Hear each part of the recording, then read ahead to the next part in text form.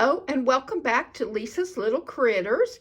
Today it's going to be Halloween. It is coming, and this year my display, while in some ways similar, a lot of the characters are the same, which you will see if you watched last year's, but the big change is my haunted house. And I can't even get it all in the picture. I'm trying here. Okay, we're going to go back. There you go. Now you can see the whole house. It was the Vampirina. It's Disney's Vampirina haunted house. And it was pink, purple, and blue. And just was not my cup of tea at all.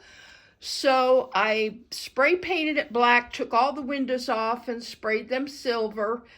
And then I added, and now we'll go in close. I added all the spiders and the skull and the little balconies. There's a balcony there and there. Those are just the tops of plastic cups. And down here, this one on the left was a piece of a toy. They have little bats on the front. In the middle, we have our Dracula, and he has his little fangs, and he was very easy to do. The skeleton is a little koala, and then we have a little frog and a lion.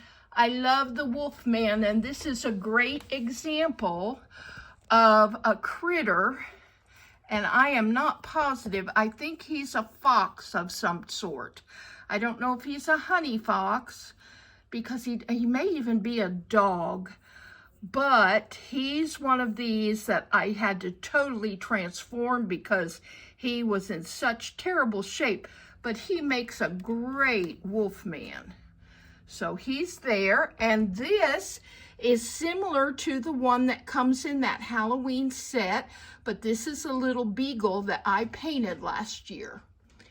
On the top up here we have my wizard. He's from an old Christmas stocking that was blue and silver, and I was able to make him a suit. We have the little squirrel as the mummy and a little mouse Batgirl, and I think she came out so sweet. Now we're going to pan down, and this is the children's area. Last year it was the graveyard. And this little guy, he was made out of and he's a bear, and he was made out of a sticker, an actual owl sticker that I got at Dollar Tree, and I took it apart and made his mask. And now he's in front of the coffin so they can take pictures of him. And we've got a little harem girl in my little wagon. There's a little, I think that's a Forester dog, and a little bunny. And then we have a little bird and another little mummy, and of course my clown that I've already shown. I have an elephant who's riding a little bicycle that I found. And over here, this is similar to last year. I have the House of Magic, and I've added a gypsy. She's also a fortune teller, and then the Midnight Cats, which I love. We have little bunny and a little cat as fairies or ballerinas. And this is the Calico Critter candy wagon that I painted to be like Halloween, because I wanted it for Halloween. Back in the back is the potions booth where she sells her potions, and I won't go too much into detail there because I did that last year. We now have a little witch. Now this car also came with the Vampirina house, we believe. And I've got 2 yellow labs and an elephant, and then the little poodle is a scarecrow, which I think he turned out so sweet. I love him. We've got the road blocked off with some roadblock signs. And I made the road out of just some black burlap that I found. I always loved the little sunflower. And Freya the witch, she was new to me this year. And I don't believe she came with this little pumpkin cart, but I got a really good deal on the pumpkin cart and these two figures and Freya. And like I said, I don't think they were all supposed to come together. So that's my Halloween for this year. All the critters are having a great time. And now I'm going to pan down to the farm. And again, this is very similar in some ways, but this year, instead of having the Harvest Festival, they are selling apples. And you see the apples, those are made out of Fimo, I can't say, that's oven-baked clay. And then I've decorated my farm buildings. I was going to show, in case anybody's interested, what I do is I put tiny little, and I don't think you'll even be able to see it, but tiny little holes in my buildings, and I run wire through.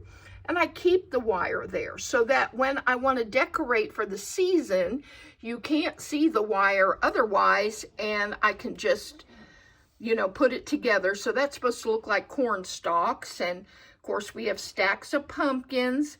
This little guy was another one of my saves. And I had to put a mustache. You see his forehead, how bad he is.